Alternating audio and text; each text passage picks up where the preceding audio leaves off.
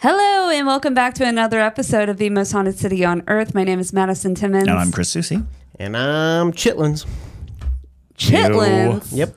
Ew. Chitlins today. Chitlins? Yep. Although that would be a cute dog name. Aww, that would be a cute name. Chitlins. Not Cracklins. Cracklins? Is that? Ooh, Are you Cracklins? Oh, yeah. Yeah. Pork cracklins. Yeah, but Cracklins and chitlins. yeah. I don't know. All right. Well, JP's in a mood, apparently, as always. But hey, welcome, y'all. We are going to be doing a deep dive, well, part one deep dive into Waverly Hills Sanatorium.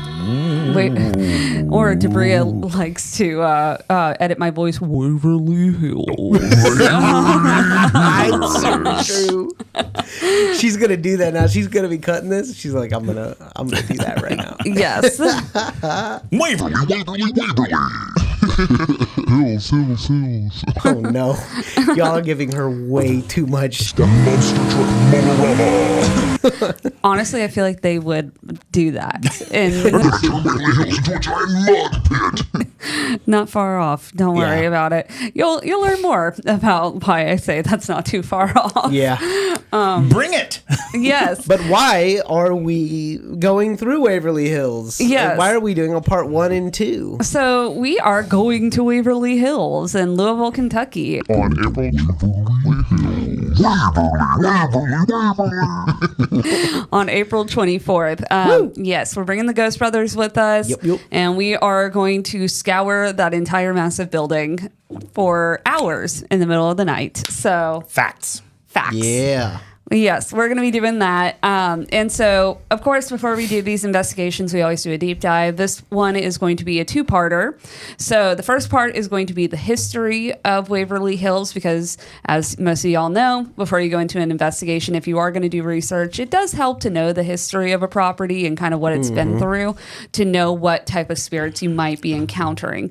Outside of the spirits that people do encounter, because as y'all know, in investigations, sometimes we encounter things that we're like, I've never heard of you, but that's cool. That works. Yeah. And a lot of people died on this property, so it is not impossible that we are going to encounter something. Tens of thousands. Yeah. Close to 70,000, right? Yep. Or something to that effect. Yep. Oh, There's yeah. there's a lot of speculation. Variation. Right? Yeah. There's Yeah, a I was lot going of to say, speculation. the numbers are fudge-worthy. Wonky. Yeah. Because obviously the care was not top-notch. Yeah. Yeah, that's the thing is, like usually when you're doing research on these haunted properties, you're relying on locals who have an interest in the property, who write books or they Right, write absolutely. articles. The Conjuring House spoiled us a little bit, I would say, because Andrea Perron took the time to write her entire life story. Entire.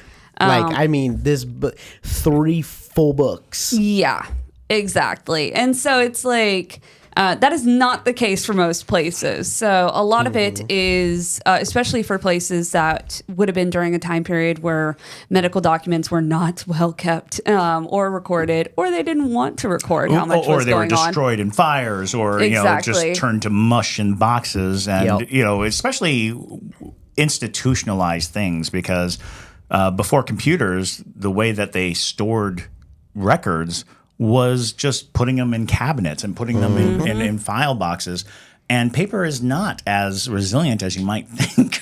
Exactly. you leave a bunch of paper in the humid South, you're probably going to find yourself, with A with year mush. later, it's gone. Yeah. Exactly. Yeah. Oh, 100%. Yeah, and so it's important to note that some of these things are varying in details just because there are various sources from local historians to locals who have heard stories that have been passed down to them, all sorts of things. So we'll just preface with that. But nonetheless, there's a lot of interesting history with the property in general. But yes, so before we get into it, though, when we do go to Waverly Hills, we are going to be live streaming for the Parajunkies. We're live streaming right now. We are live streaming right now for the we Parajunkies. have lots of Parajunkies watching this live. And For if those of wanna you who are watch- listening after the fact, you're missed out on the live, because the live is so full of life. live. Full of life. Full of life. Yes, the We do a new segment called The Fix, basically, where for 15 to 30 minutes or so before we start recording, we live stream with the Parajunkies and we talk about spooky things and we talk about TikToks that we've seen that are creepy. We show my phone getting thrown off the mantle in my house. We by a ghost. And Ghost content you can't get anywhere else. exactly. So we do the fix. So we just finished doing the fix before we filmed this, but and then for the Ultra Para Junkies on the 21st, we're going to be doing the detox, Detox. where we have a custom drink being made for us as a recipe, and we're going to send it out to the Ultra Para Junkies as a cocktail or mocktail version, whichever you prefer, whatever you're into, and then we'll have a little happy hour on the 21st. It'll be on Zoom. It'll be on Zoom, so we can get to know the Ultra Para Junkies a bit more. Oh, yeah. But yeah, and so when we're at Waverly Hills, so we are going to be live streaming as much as we humanly can, depending on Wi-Fi and signal and things like that. Because something else we learned with the Conjuring House is that Wi-Fi is not always reliable. No. Especially in old buildings, in basements of old buildings, very solidly built in very remote, areas. So, yeah, as long as we have signal, we will be live streaming. And we're probably going to be doing a new thing where we leave the Parajunkies in a room by themselves for like an hour. That's cool. And see what happens. So that'll be fun. Yeah, it's like you guys are investigating with us. So, yeah, more eyes, the better, right? Yeah. Absolutely. But yeah, let's get into the history, though. Alex Machado said, Gravedigger made an appearance from your monster truck. Yes. Gravedigger. That's so funny. Oh, boy. That's so funny. All right. I just thought that was hilarious. That is super funny. But yeah, so we're going to kick it off with a little quote. So according to a parapsychologist named Mike Flicker, the land where Waverly Hills Sanatorium sits has been haunted before there was ever a structure. He says the river Indians used to call this the Spirit Woods, and they would tell travelers never go through the Spirit Woods. Okay. So that's a good start, right? Yeah, real good start. And which makes me wonder if we should do some investigating on the outside of the property too and see what happens. Yeah. Just like with the Conjuring House, where weird things happened outside of the safety of the structure. But Waverly Hills started as a totally different concept. Basically, in 1883, Major Thomas Hayes would purchase the land located on Pages Lane and originally name it the Hayes Family Home. Soon after building the home, Major Hayes would realize that there were no local schools that his daughters could attend, which was not uncommon for the time, because for a long time, women were not allowed to attend public schools because they were seen as homemakers. So they were supposed to stay at home and learn how to cook and clean and do tasks like that, while boys went to school to, eventually take on a career of some sort. But Major Hayes was not about that. He was a progressive man. So he said, my daughters are going to be educated ladies. And so instead of just sitting around twiddling his thumbs, he said, I'm going to have a one-room schoolhouse built on the property. Oh, wow. Okay. He would then hire a woman named Lizzie Lee Harris, which is the most Southern name ever. Lizzie Lee Harris. To be the teacher of the small private school of just the Hayes kids. That is a very small private school. Yes. Of course, the school had to have a name, and since Miss Harris had an appreciation for the Waverly novels, Waverly spelled Waverley novels, written by Sir Walter Scott.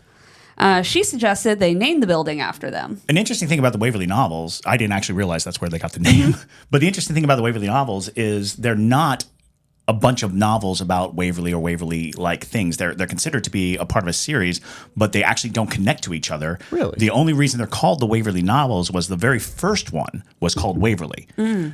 But Walter Scott didn't want his name on it, so he used a pseudonym. And every book that he didn't want his name on, the name was by the author of Waverly. Wow. So they became a series of books called the Waverly. how it's super random because he's Scottish. I mean, he's Yeah. so it's like I didn't realize that's I always thought that it was a family name. Right. Yeah. Wow. No, that's really interesting. Yeah. Yeah. So they Major Hayes liked the idea. And since the building was built on the side of a hill in southern Jefferson County, he coined the name Waverly Hill. There you go, Waverly Hill. But you might be... That's another thing. Is it Waverly Hill? I think I've been saying Waverly Hills. It technically is Waverly Hills, but there's a reason why it got changed up a little bit. Right. I was like, I've always said Waverly Hills, but Waverly Hill. Waverly Hill. Waverly Hill. And you might be wondering, Waverly Hill. Waverly nowadays is spelled Waverly. There's a reason for that, and we'll get into that in a little bit. But so in the 20th century, tuberculosis had started to spread throughout the United States, otherwise known as the White Death. And Louisville, Kentucky had one of the highest death rates of tuberculosis in the entire country. Wow. Wow. That's interesting. I It wonder is. Yeah, I wonder. what was the factors. You'll find out. Well, there you go. Oh, It's coming. It's coming. it's coming. In 1908, the Board of Tuberculosis Hospitals purchased the property from Major Hayes, and they would keep the name, but they removed the E from Waverly and renamed it Waverly Hills Sanatorium. Okay. So that was the state's doing. Gotcha.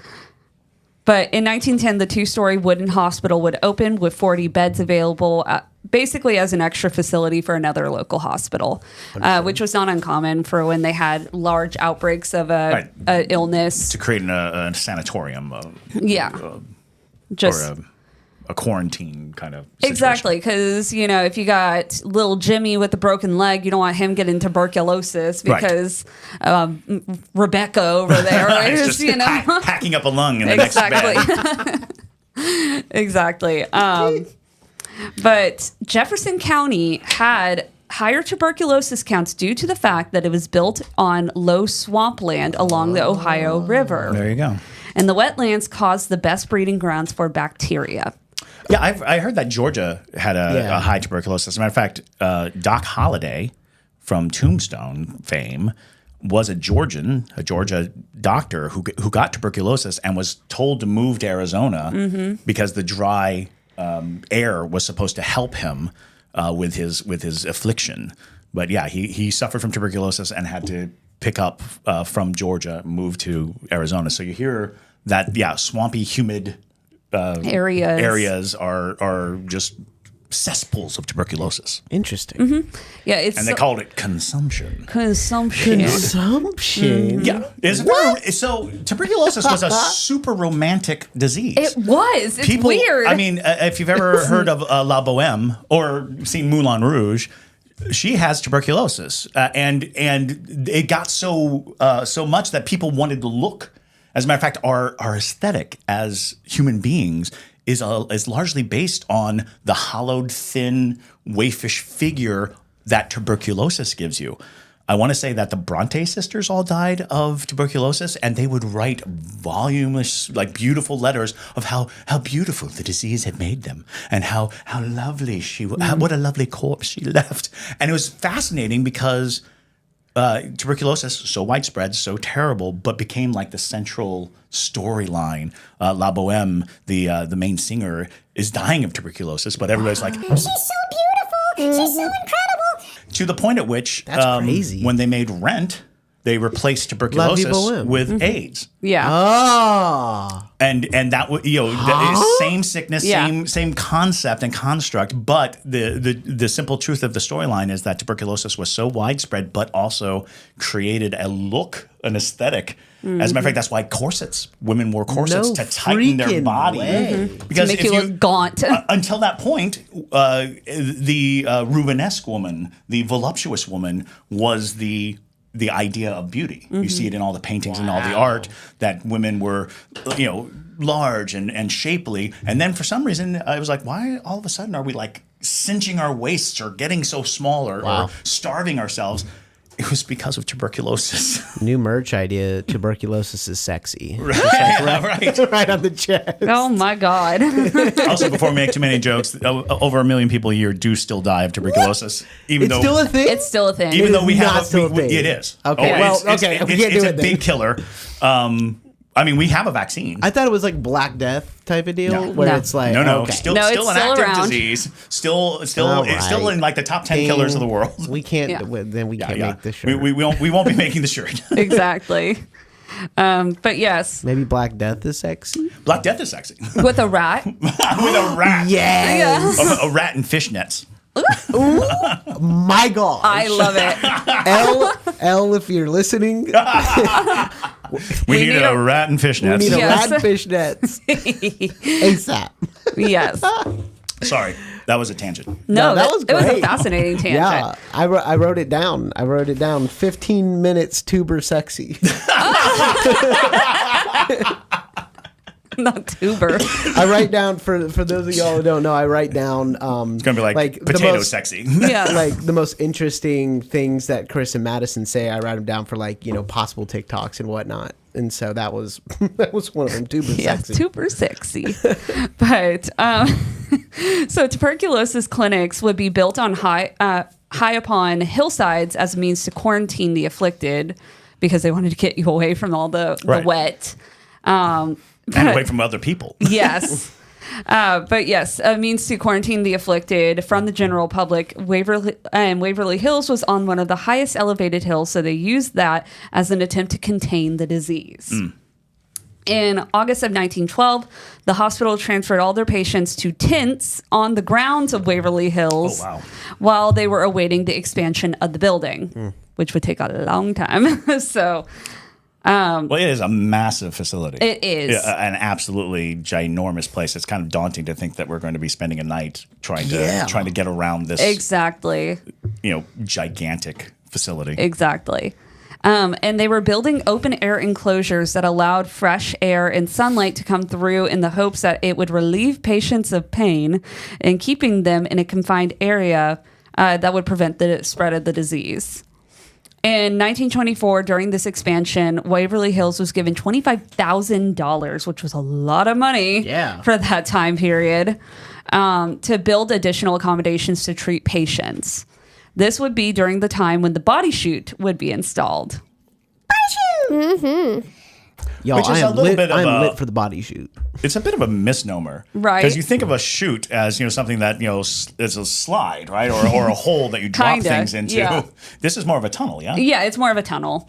And this would allow staff to transport the dead underground rather than rolling them in front of others that were already fearing for their own fate from the disease. We've got something similar here in Savannah, the morgue tunnels. The same notion, and I think yellow fever was what prompted a lot of the moving the bodies underground to keep the public from panicking Right. at the sheer volume of death that was occurring.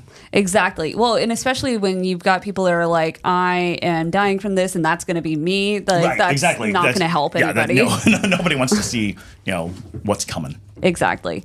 And 2 years later, on October 17th, 1926, the construction was finished and it included a new children's wing that held about 50 additional beds and then also room for 40 more adult patient beds. Waverly Hills was considered to be the most advanced tuberculosis hospital in the world, which is saying a lot. It is so unfortunate that our concept of advanced science is always so woefully, like in retrospect, you're like, oh gosh, That was advanced. that was as advanced as it got.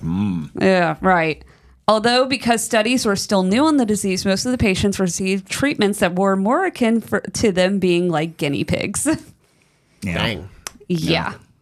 And the best treatment for tuberculosis at the time was thought to be plenty of nutritious foods and lots of rest, which I think was them just hopeful thinking. Yeah, right. Just chill. Just chill for a You'll little be bit. fine. And so, but there were some experiments that were conducted in search of the cure. Patients' lungs were exposed to ultraviolet light to try and stop the spread of bacteria. How? I know. What? Yes. Their lungs are on the inside. They stick an ultraviolet light down their throat?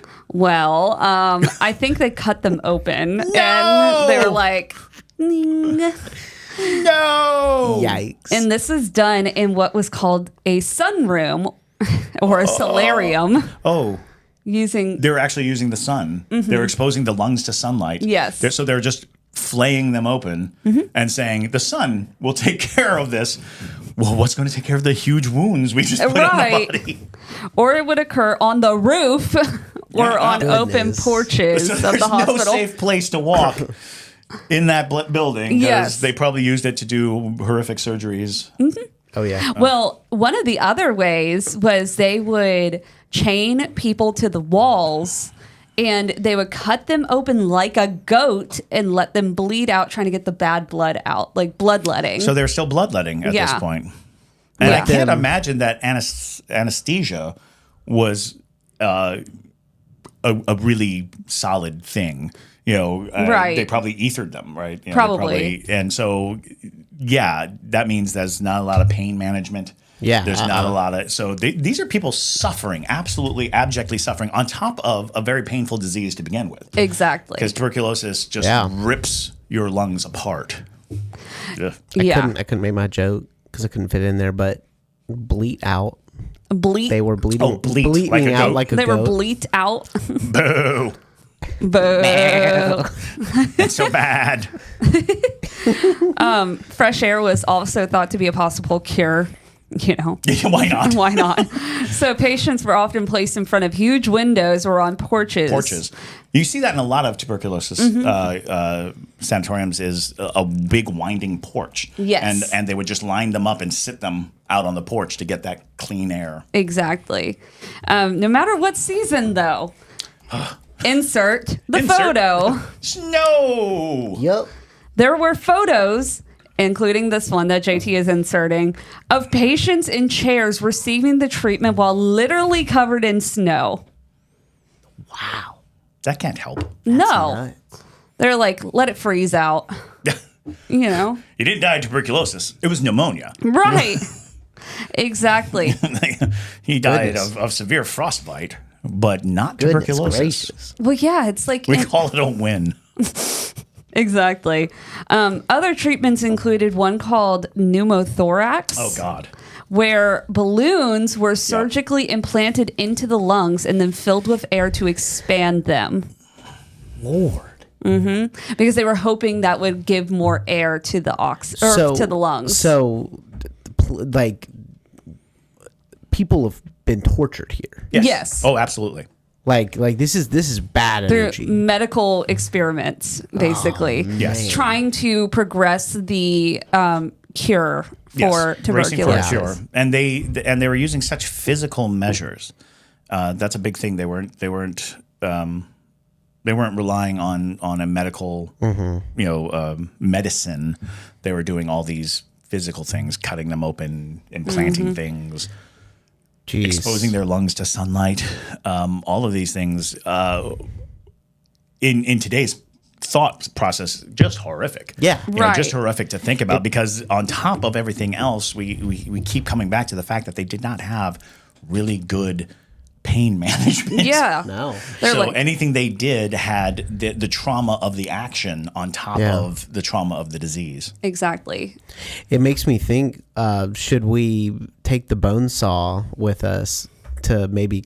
I have a surgical set that would be more Triggering. more in line, because we actually have a saw that a friend sent me from a farmhouse that he believed was used as a tool of amputation, but it is a butcher. It's for meat. It's for cutting through cow bone. But because the surgical saws would break with such regularity, oftentimes field surgeons would be using items like this, and he believed that that's what was happening Yeah. on his property. Interesting. Fun times. Yeah. Okay, so, yeah, bring the surgical set just to... I don't know. Yeah. See what happens. Yeah. There's one ghost in particular that we'll talk about that I think might be a little bit more Responsive to volatile towards that. But we'll talk about that in the next episode. The last resort treatment, though, was when muscles and ribs were removed from the patient's chest to allow the lungs to expand further and let in more oxygen. God, Yikes. that's so It makes horrifying. you quiver, right? Yeah, it does. Like, ugh. It's terrifying because every muscle actually has a purpose. The reason why it's there is to do a very specific function. If you remove the muscle, then that function doesn't happen. And especially the ones around your ribs, those are all there to help with the expansion, to pull, so in their mind, they're thinking, oh, these are constricted. It's like, no, they're constricted because of a series of things going on. If you remove them, then that person's breathing is going to be even more labored. Exactly. Well, and they're going to have a hard time probably sitting up. Moving. Or, Yeah, doing absolutely. normal functions if they do ever heal. Blah, blah, blah. Yes. But the hospital eventually became very overcrowded, and so Louisville would build a secondary hospital named Hazelwood Sanatorium, which started around 1924. By May 1st, Waverly Hills Sanatorium had a total of 480 patients, between 75 and between 75 and 100 applicants on the waiting list. Oof. Because they were considered the most advanced. Right. Okay. So people would travel to Louisville to get treatment for tuberculosis. Which would explain Hazelwood being built, Right. as a overflow. Exactly. Hospital. Right. Kirk was wondering if any of the treatments were successful. Some people did survive tuberculosis, but not many. And it was and it was mostly probably later. purely coincidental that they survived. Yeah. Yes. Because there are very few effective treatments for tuberculosis. Sure. But I don't know that it is considered 100% morbidity. Yeah. Right. But I don't know if it's a direct result of the treatment or they were just lucky. Exactly. And also, Sheila asked a great question. It was more of a statement. You should draw up route plans if you haven't already. And what is great about that is I can let everyone know that we are going to be dropping the schedule / route plans on Patreon about a week beforehand. I just have to get them approved by the Ghost Brothers to make sure that fits what they want to do also.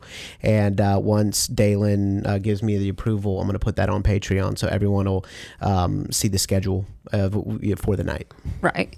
Yeah, because kind of the thought process that we're thinking to do is, because it's a 5-story building, so we kind of want to split like times where it's like you get these lower halves or you get the upper halves and then we switch or things like that. Because what you'll hear more when we talk about the paranormal side of the building, there's not particular, like there's a couple like particular rooms that are haunted, but a lot of it is just kind of like all of the hallway. Overall, yeah, absolutely. And that entire place, and we talk about this a lot, when you have a structure that is so advantageous to a spirit, spirits from the region, spirits from anywhere will be drawn to it. It'll be like this huge spotlight. So you could encounter ghosts that have nothing to do with the sanitarium just simply because it's an environment in which ghosts can thrive. And let's not forget the number of people who come visiting there. People carry ghosts with them. Ghosts follow people all the time. But if the place is more potent for the spirit than the person was, it's possible that the ghosts just kind of get dropped off. Exactly. Just kind of find a new home because of the nature of how spiritual energy is accessible to different spirits. Exactly. But onto like the other portions of kind of the decline of tuberculosis there. Once streptomycin, it was discovered in 1943, which was one of the main medicines that would help cure tuberculosis in humans. Many patients started to recover from tuberculosis, to answer your question, and disease started to decline. And due to the decline of patients, there wasn't a need for the 2 sanatoriums anymore. So the remaining patients would be transferred to Hazelwood to finish out their treatments. And there were various numbers of reports of deaths that occurred in Waverly Hills. Some sources claim that it was 6,000 patients versus others that claim up to 63,000 people died in Waverly Hills Sanatorium because of tuberculosis. Wow. That's we 10 times actually- the difference. Right. Because I'd always heard like around 70,000, Yeah. and I'm sure that's for dramatic effect. Right. But that is a huge difference of like an official record stating around 6,000 and speculation of 60 plus thousand. Right. Wow. One of our parajunkies, Lexi, she posted or commented, as a nurse, TB is still a very scary disease that's difficult to treat. It requires several different medications, even if it's dormant and not actively causing harm to the host. Mm-hmm. Yeah. Wow. And It's highly contagious, yes? Yes. I mean, it's, It's horrifying. Yeah, thanks, Lexi. And according to Dr. J. Frank Stewart, who was a former assistant medical director at the hospital, the highest number of deaths that occurred at Waverly Hills in a single year was 152. And it was open from 1910 to 1943-ish. So that's a lot. It's a lot of dead people. it's a lot of dead people.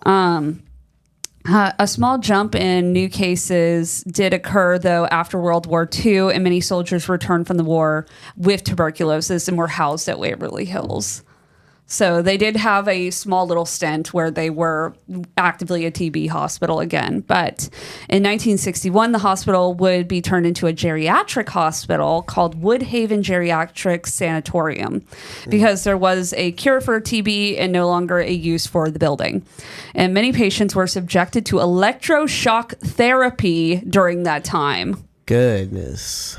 So it was a geriatric sanatorium? Yes. Okay. And they would treat them with electroshock therapy? Yes. Okay. Just putting all the ducks in a row. Yes. That's That is correct. That is what happened. And because of this, the state came in and shut it down for neglect and abuse around 1982. Wow. from the 60s to the 80s. Yes. It was a geriatric hospital. So there's a good deal of death occurring there during that period of time because geriatric hospitals, of course, are oftentimes end-of-life care anyway. And then you add the aggravation of Electroshock therapy. And I would imagine that they probably also practice things like lobotomies and other drastic measures of behavioral control. Because if you're doing electroshock therapy, I guess you're treating mentally. That's the vibe I'm getting. Yeah. Because you don't use electroshock therapy on any illness Right. outside of a mental disability. Yeah. I'm blown away by how many ways people have died in this place. Right. And it almost reminds me, I made this point the other day, Maddie, it's kind of like a mini Savannah. It's like what we say about why Savannah is the most haunted city on earth is because of, how many people. It's worse than Savannah. died. Yeah, because it's more concentrated. Well, not even that. The residents of Savannah didn't spend all day worrying about the death rate, or they weren't exposed to the idea that they were going to die this manner, they weren't being tormented and tortured, and they weren't suffering. There's something about this place that is already like writing out this prescription of no pun intended there, pure dread.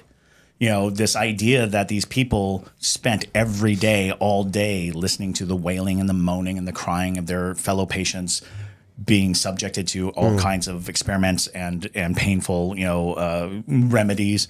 And now we're like, oh, that's all day, every day. Exactly. It was an all day, everyday thing. So we're not even talking necessarily about death. We're talking about the emotional stain on this building. Exactly. And when we get into the body chute, just a little side tangent about the body chute so that you guys kind of know what it is. Because like Chris was saying, a lot of people would assume by the name body chute that it's just like a hole, like Sweeney Todd style. Like, it's That's like, exactly what I was thinking. It's like, oh, he's dead. Joint. Down into the basement. But it is not. So some patients were able to leave Waverly Hills through the front door, but that is if they survived the treatments or the disease.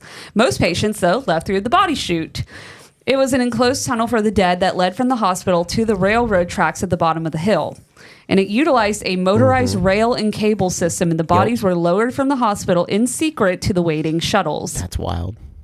And doctors and staff thought the use of this tunnel would benefit the patients not only for their physical health, but their mental health, because they did not want patients to see just how many people were dying. Yeah. When I saw the body chute for the first time on TV, watching Zach Bagans go down it, first thing I thought was, I really need to bring my Heelys. No, to God, no. Because would that not be the best? So, a long time, I did ghost tours in downtown Savannah, and I always wanted to have Heelys on so that in the middle of a story, I could just like glide over to someone.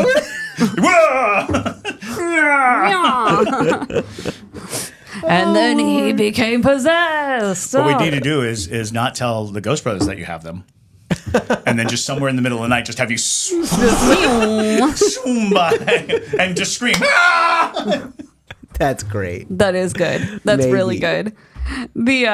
So that was just a little side tangent so that y'all know about the body chute. But back to kind of the last bit of the outline up into the more modern era of Waverly Hills was the various owners of it after it was a hospital. Okay. So after it was a hospital, and it closed its doors, the building and the land were auctioned off and changed hands many times over the course of the next 2 decades. In 1983, a developer purchased the property with plans to turn it into a minimum security prison. Wow. For the state of Kentucky. Which That makes sense. That makes sense. That makes perfect sense. Yeah. And plans were dropped after neighbors protested, and a new idea to turn the former hospital into apartments was devised. That might make more sense. Yeah. They're doing that with the one up in the hospital up in Maysville. Yes. They're turning that into apartments. Yeah. And I was like, why? Are you serious? Why? Yeah. It's so haunted. It is. My mom was born there. Yes. But yes, she was. Yeah. But a lack of financing caused this plan to be abandoned. But in March of 1996, Waverly Hills and the surrounding land was bought by a man named Robert Alberhasky, who ran Christ the Redeemer Foundation Incorporated. Okay. Now, the craziest thing about this property was not the deaths, but this man in particular, because Alberhasky wanted to use the site to construct a shopping center in the world's largest statue of Jesus, along with an art and worship center. The statue was inspired by the famed Christ the Redeemer statue in Rio de Janeiro. And was situated on the roof of the hospital would be situated on the roof of the hospital at a cost of about $4 million. What? I mean, okay. He wanted to put the world's largest Jesus on top of the old tuberculosis hospital. America. I like the statement, world's largest Jesus. World's largest Jesus. Come on down to Route 6 and see the world's largest Jesus. I was about to say, that's a Texas thing if I had ever heard it. On top of the Just past the largest ball of twine and on the other side of the largest frying pan. But on top of the tuberculosis hospital that took almost possibly 63,000 people's lives, here is Jesus on top of the roof. Good Lord. Okay, well, so he didn't just stop there. He tore down all of the buildings. Well, he wanted to tear down all the other buildings except for the main hospital, which was a protected National Historic Site. And the next phase of his plan was to convert the sanatorium into a chapel, a theater, and a gift shop for another $8 million. Okay. Wow. There you So have it's it, kind of folks. like building a megachurch. Basically. Okay. But yeah. Okay. But with the mall in it. Yeah, well, what megachurch shouldn't Have a mall. a huge commercial interest? Yes. They This is all true. have Starbucks. So, but because that wasn't working out for him very well. What, his $12 million plan? So the way he tried to get around this, he then tried to get the building condemned so that he could tear it all down. Right, that makes sense. And so he allowed vandals to come in and start, poking around, basically. Wow. Condition of haunting number 573. So This is some real Kentucky stuff. yes. So eventually vandals and then homeless people who would be squatting in the building and wild animals would reduce the building to a complete derelict state. And there were no efforts made to prevent people from entering the mansion or, well, the building and helping themselves to whatever they wanted: lighting fixtures, appliances, doors, banisters, toilets, and even plumbing pipes. And the interior was further ruined by water damage from leaks in the roof and failed gutters. Yeah, that man still continued to try to fundraise during all of this, and he only made $3,000. 3,000 Yes. of his proposed $12 million plan. He could have made more money if he just put a tip jar in front of the building. Seriously. And so Come see the amazing Waverly Hills with all the squatters. $10 tip jar. And so he canceled the project in December of 1997. Wow. God, that wasn't that long ago. No.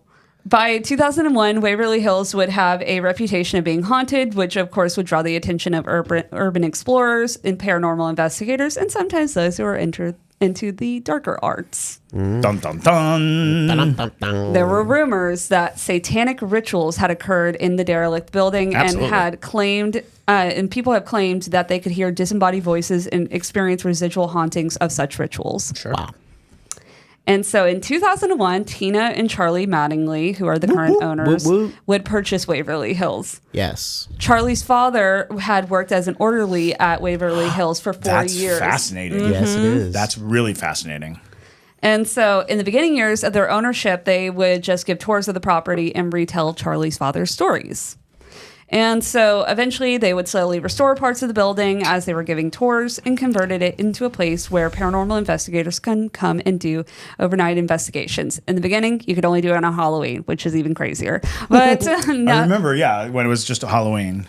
And the proceeds of which would all just go towards the restoration of the property. Gotcha. And so after that, here we are today, where you can just go into the building and we paid our fee. We're paid our going fee. in. We're going in. We paid our fee, and Thanks, we can. Tina. Thank you, Tina. And For making Tina, it happen. That's such foresight. Yeah. When it really comes down to it, because that was kind of before the craze. The ghost tourism boom was not, so that's a lot of foresight on their behalf. Yeah. Well, and I think they were both kind of just obsessed with the history of the property, from what I can tell. Hopefully, we can get Tina onto the podcast because we're going to try. I'm gonna try.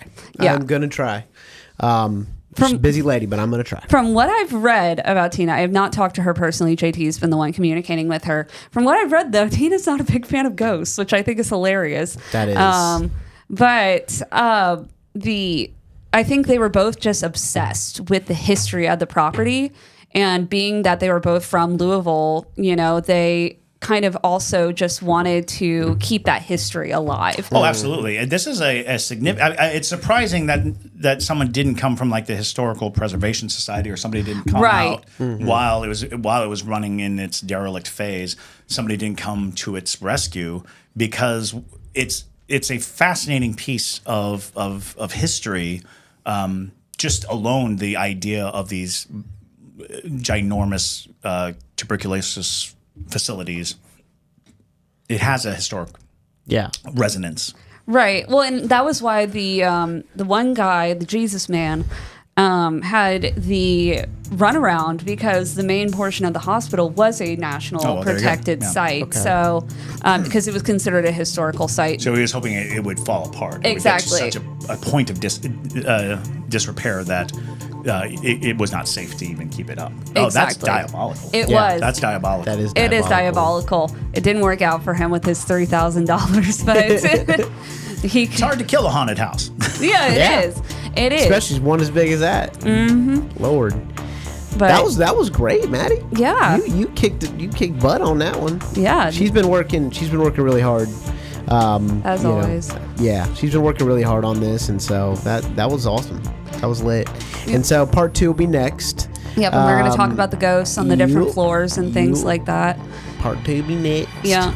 And so, we're going to hopefully have Tina on for that episode, or at least for a portion of the episode. It'll probably be next Saturday. So y'all listen to it this Saturday, and it'll be a week from today. Exactly. So thank you guys so much for listening to today's episode. I hope that got you a little bit ready to at least hear about some of the ghosts that we might encounter while we're there. But hopefully y'all will join us on our investigation. Consider becoming a parajunkie so you can join us on the actual investigation with us in the moment. Maybe you'll experience a ghost by yourself on the live stream. That would be crazy. I hope that happens. But with that, y'all, my name is Madison Timmons. I'm Chris Susi. And stay spooky, y'all.